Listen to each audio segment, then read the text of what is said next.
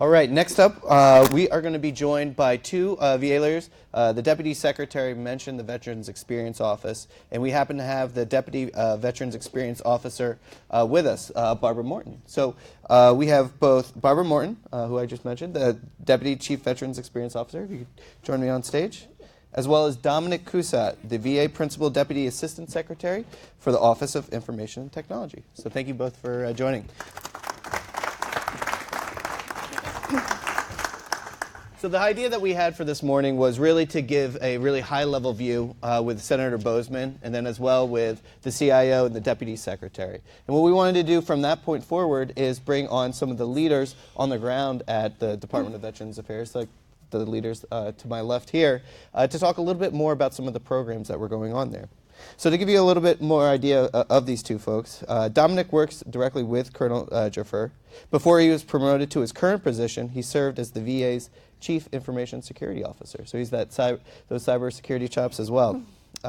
Ms. Barbara here has served in the VA since 2006 with a variety of assignments. Before joining the Experience Office, she served as the Director of Management, Planning, and Analysis.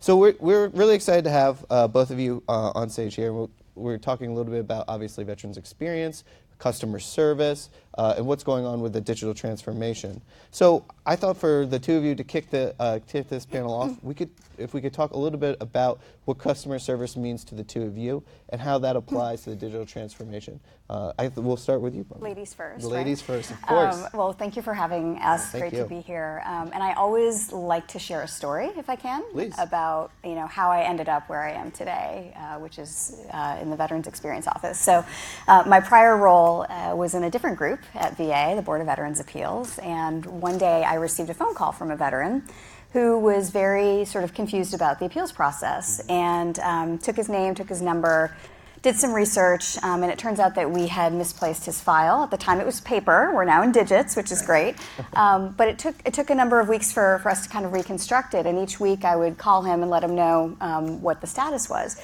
And at the end of this journey, I told him we found the file, we rebuilt it, and he gave me the greatest compliment that I've ever received, and that was, "Thank you for helping me. I trust you because I knew you would take care of me."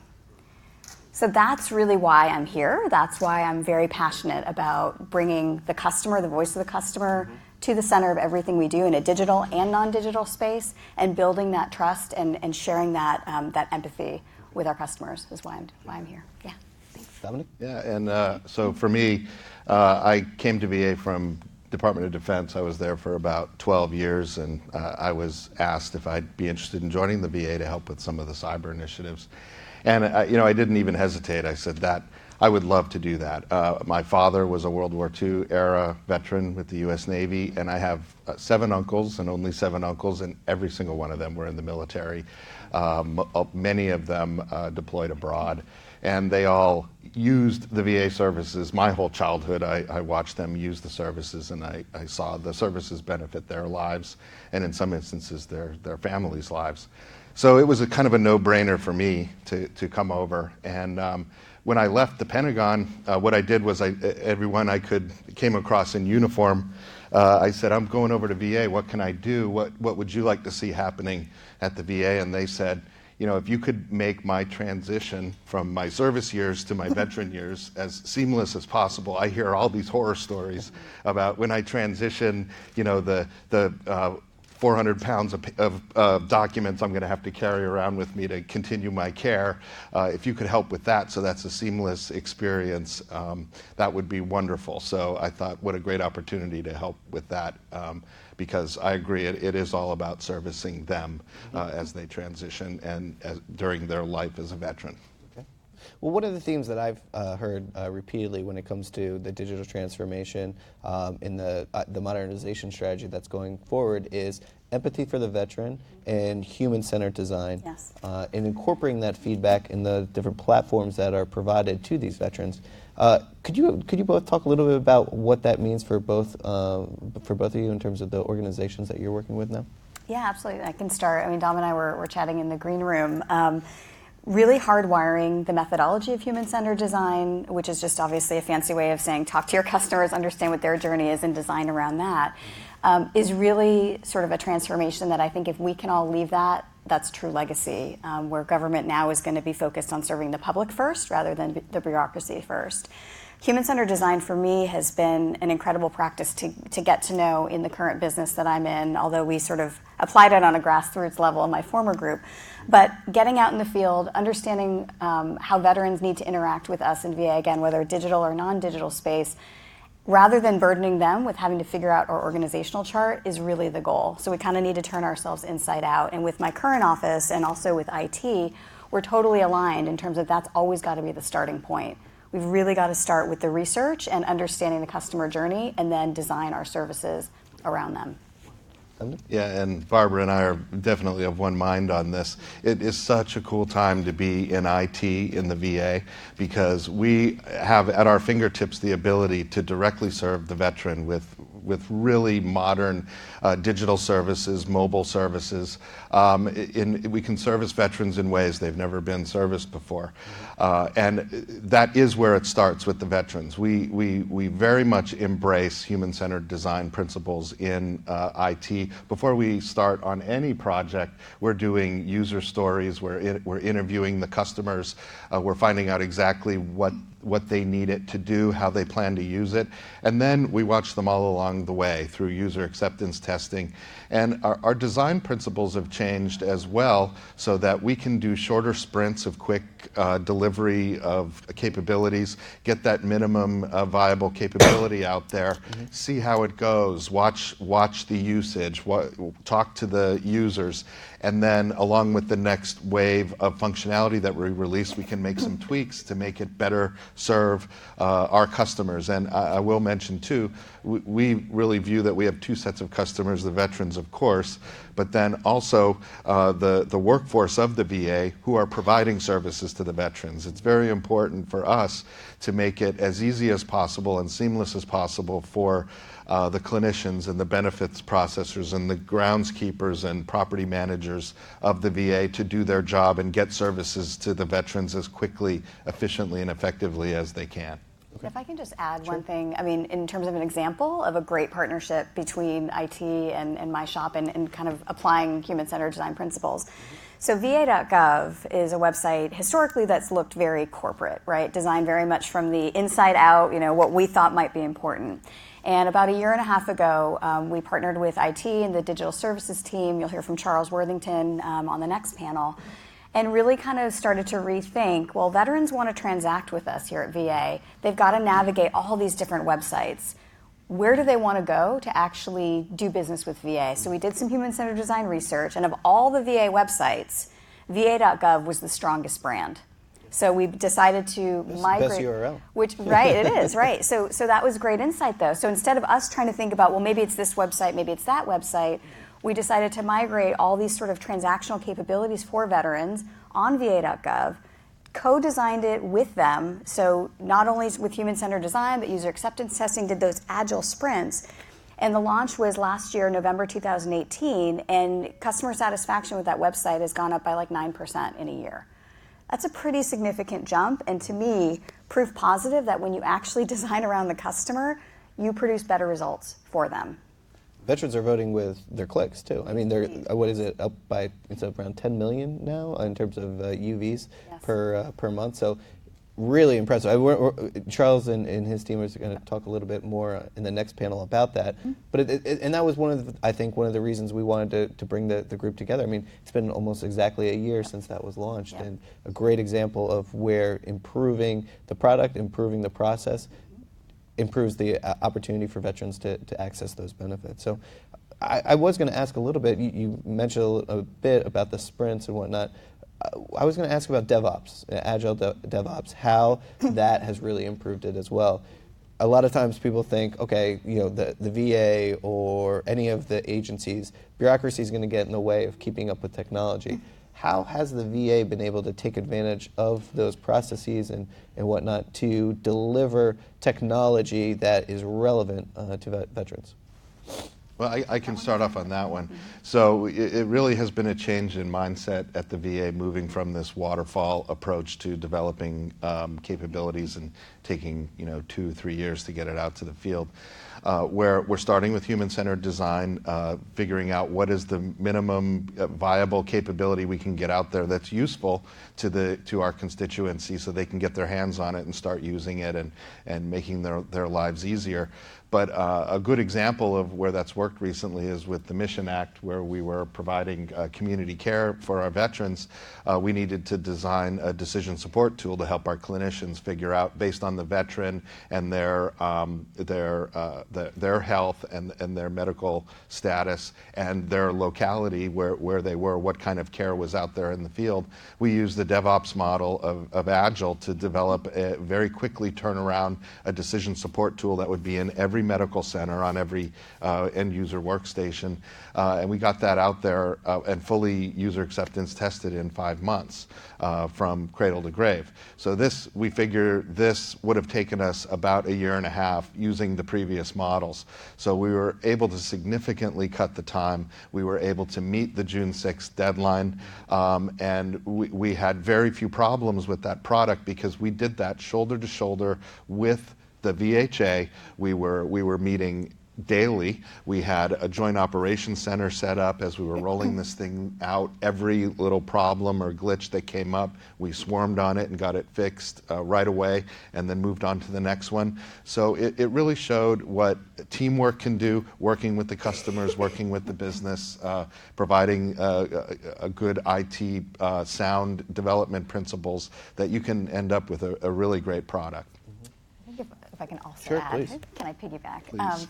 So to me, that's a wonderful example, and a number of projects that we work on closely with IT is a great example of the blend of using industry best practices and talent and the knowledge that career government employees have in terms of navigating government. So in my shop, we've leveraged partnerships with the United States Digital Services team, with IT, and also the President's Innovation Fellowship. Okay. These are industry folks, tech geniuses from all top Google, Amazon backgrounds, who come in, bring those industry best practices for a period of a couple of years. And we, as the career sponsors, are able to help them kind of navigate through, where are the landmines, where do we need to kind of make sure that we're always staying within the moral, ethical, legal boundaries, but where can we sort of help you navigate the system? So to me, leveraging those sort of unconventional assets that are from industry, bringing them in the four corners of government, having them in bed with us, and then having the career staff really help them understand and navigate, to me, that's like the perfect recipe for these wonderful deliverables. Absolutely. You mentioned some of the personnel and whatnot. How has that changed in terms of recruitment and getting more people to come to want to work with the VA? You mentioned USDS and the Presidential Innovation Fellows, but I know it's been a focus as well for the VA to bring on those folks to make them want to make it a career here at the VA. Yeah, absolutely. I'll let Dom speak from the IT perspective, but I can tell you from our perspective in terms of bringing in a design element, we are now able to kind of classify position descriptions to bring that talent in, to bring like lead designers and other human-centered designers in as FTE. That's really the goal. We don't necessarily want to always contract that out because the value is building that capability in-house for a lasting legacy. And frankly, the method of doing business at VA will completely change when we have more of that infused in the four corners of the department. And we're finding we're able to attract some real talent from the field because we offer these modern design and development principles. We're developing in Agile, we're using safe development practices, we're using full DevOps, we're merging our development and operations offices into one DevOps office. Because we're doing more modern development practices, we have a buy-first approach. We have a cloud-first approach. Doesn't mean everything's going to go in the cloud, but we look there first. It's exciting because it gives and we use the most cutting-edge tools that we can. We'll get our developers what they need to develop in the cloud and develop around these new Agile practices, and they do use these tools. We're developing You wouldn't think that the government would have design centers and dojos, where we've opened one or two of those, and we're looking for some spaces to open some more, where we can have these sort of open concept design studios that are up and coming developers can come and really scrum, and we invite industry into those too. Come scrum with us, come envision where we can go with this. Let's be modern, let's think outside of the box. So this is exciting for young developers and people coming up through the system. And the other thing VA offers is a very exciting subject matter field to work in. Yeah. Whether you want to work in health or finance or property management or just back office systems, we do it all, and on a very huge scale. I mean, we're the size of a Fortune 10 or even Fortune 5 company. So this is a really exciting place to kind of earn your chops in IT. You get some great experience. Yeah, and on that too, so something Dom said resonated with me. So I think it is a very exciting time to be in government and also tech, just generally in terms of customer experience and the orientation there. And there are a number of drivers in our orbit that are kind of leading us there. So it's not only just sort of personalities and sort of core philosophical beliefs, but there's legislation out there like the IDEA Act, right, which basically says, hey, from a tech perspective, we want to make sure we're doing human-centered design up front to design those technology solutions. So we've got legislation, we've got our secretary, of course, his prime directive. Number one priority is customer experience. I mean, that's incredible. President's management agenda, again, this is a top priority for the administration. So there's so many things going on outside of us, sort of in the orbit, that are helping us to kind of, carry this movement forward. So it's not just a flash in the pan, but it's a permanent sort of way of doing business. You mentioned a little bit earlier about the feedback that you guys have gotten already from the veterans. One of those things is the trust scores. Yes. Can you talk a little bit about the trust scores, how that works, and where that's gone with veterans? Yeah, so trust scores, so rewinding in history, back in 2014 was a trying time for veterans, of course, and for VA as well, with wait time issues in Phoenix. And so after that happened, that was sort of a signal, I think, to us and new leadership coming in saying, hey, I think we've lost the capability to hear the voice of the customer, because had we had that capability, we might have heard these smoke signals coming up in that facility. So the idea of what is our brand and what is the most important currency that we have, and it's actually something that I mentioned in my opening story, it's trust. It's trust with veterans and their families. So that was sort of the decision made a number of years ago of we've got to fixate on building trust. However we get there, that's got to be our North Star. And so we started measuring trust in VA, again, globally, back in 2015, 2016. And initially, results were kind of in the mid to high 50s range.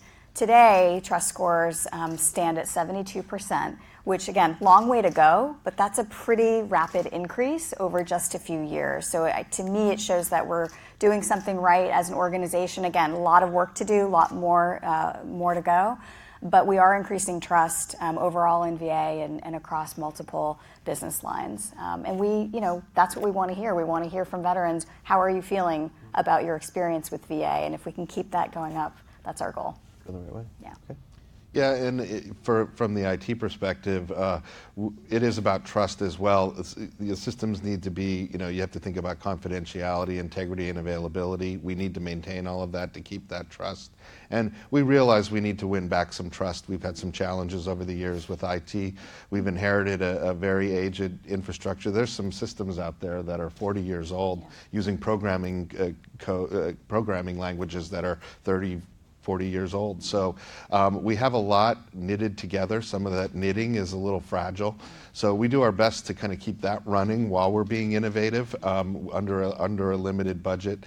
We are seeking ways we can get some additional budget for the VA to do some modernization. That's one of our key goals for 2020 through 2022 is to continue our IT modernization. We want to build a world-class IT backbone infrastructure and have a world-class array of cloud services and capabilities out there for the veterans and the employees to use. So that doesn't come quickly. We need to really thoughtfully design that and approach it. But while we're doing all that, we need to keep the existing infrastructure running because we have very critical missions depending on it. Okay. Mobile devices, that's not an area where the VA has really made an investment, making it, everybody has access on the phone, what have you. Where, Dominic, if you could start talking a little bit about where that investment's really gone, where design really comes into play there, and just how that's gone so far for the department. Yeah, no, it's very important, and the demand is clear from our customers that they want more mobile applications and more mobile capabilities. So we've really been looking at, for internal to the VA, the mobile contracts that we have, relooking at those, what kind of services we're getting, what kind of bandwidth and reception we're getting at our remote locations, renegotiating those contracts so that our users have a really good, solid mobile device infrastructure that they can rely on. And then out to the veterans, we're making sure we're developing everything that we develop. We look at, how can we take this to a mobile type capability. You'll hear a little later about the use of APIs to help bridge the data that's in the VA, the vast troves of very valuable data, to applications that will directly benefit our employees and the veterans, many times through mobile device usage. The other big thing we've been working on is telehealth, telemedicine, and even soon to come telehearings, that we want the veterans, 40% of our veterans are in rural communities. It is not easy for them to get to a medical center or benefit center or a hearing site. We need to make sure they're able to, through the technology they have and they own, or technology we can loan them or provide them, that they can get access to these services. They can do video consults. They can do video consults for suicide prevention, psychological consults. We can do the telehearings. We can do benefits consultations.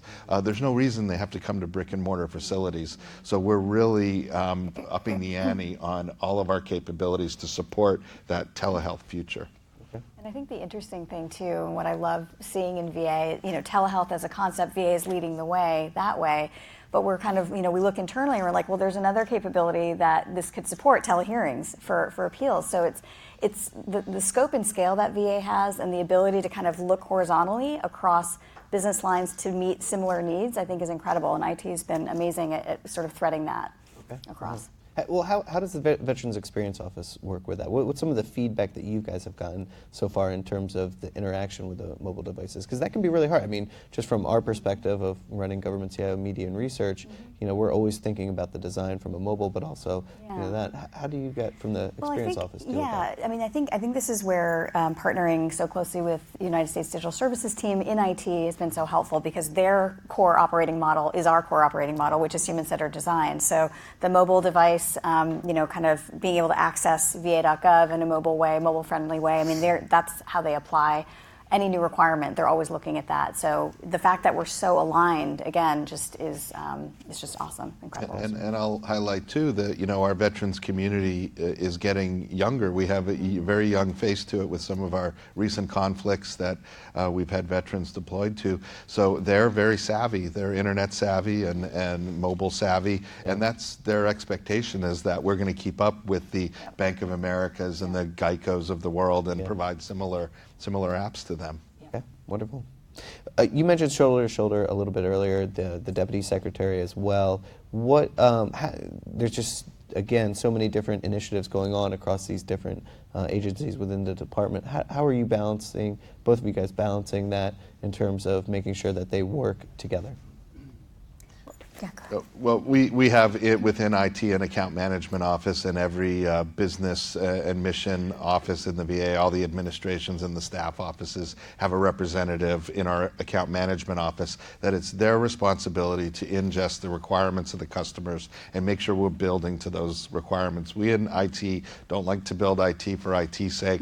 We want to build the stuff that people want, that they need, that they're going to use, and focus our limited resources on that. So the account management office, the AMO office, they're all deputy CIOs in their own right for the administrations, and that is one of the most, if not the most critical function we have in our IT office. Yeah, and I think from, the Deputy Secretary had mentioned governance, and governance can sound very bureaucratic and a little bit wonky, but I think in any organization you need some way to sort of raise issues and sort of highlight integration opportunities, and governance is the way that we do that, and we do it through a number of different levels. We have a Digital Modernization Council with representation from across all administrations and staff offices, so we're hearing our own internal customers' kind of needs from the employee perspective, the business perspective, fusing that with veteran insights from human-centered design, and then coming up with design solutions in a kind of a technology realm.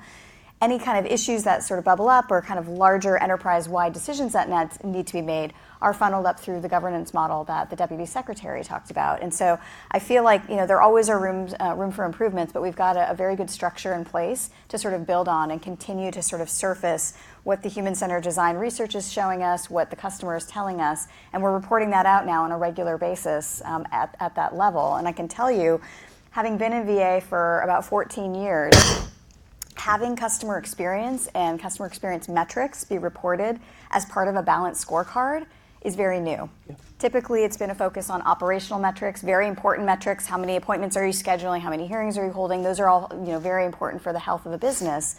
But never before have we had this regular reporting on customer experience. And again, early on in the process, but again, my hope, my dream is that this will be a regular, recurring type of metric to report on, and that we start making business decisions based on experience data.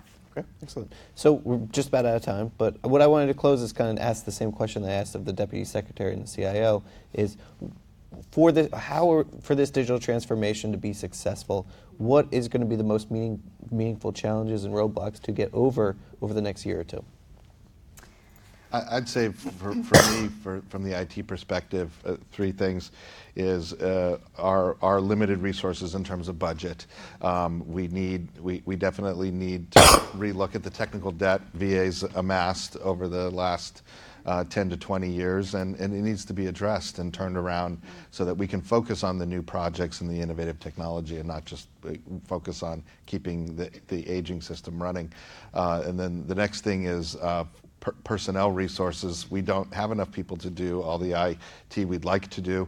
We service all the hospitals and benefit centers and facilities all over the United States. We have a nationwide footprint that takes a lot of manpower, and we don't have enough people to do that. We hear that clearly when we go out to the field, that they could use some more help there, and we could use some more help in the development area as well. And then the third thing is not just getting the talent, but retaining it. We need to make the VA a very rich place to work, a very exciting place to work. It's very hard to compete with the private sector salaries. I know we'll never be able to do so, but we offer so much more than that. One thing I don't have to do in my job is motivate people to come to work every day and excel, because over 60% of our IT employees are veterans themselves. So they are excited to be there, and they're in the fight. So, but we do need to pay attention and make sure they stay with us. Yeah, and I think in addition to that, I mean, for me, it's about, have we reached the tipping point, the cultural tipping point in the department to apply these principles of human-centered design and doing business differently?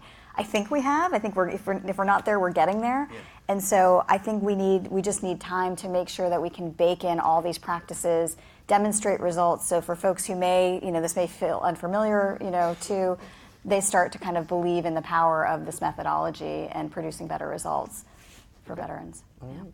Well, thank you very much to both of you for joining us. Can we get a round of applause for both? Thank you.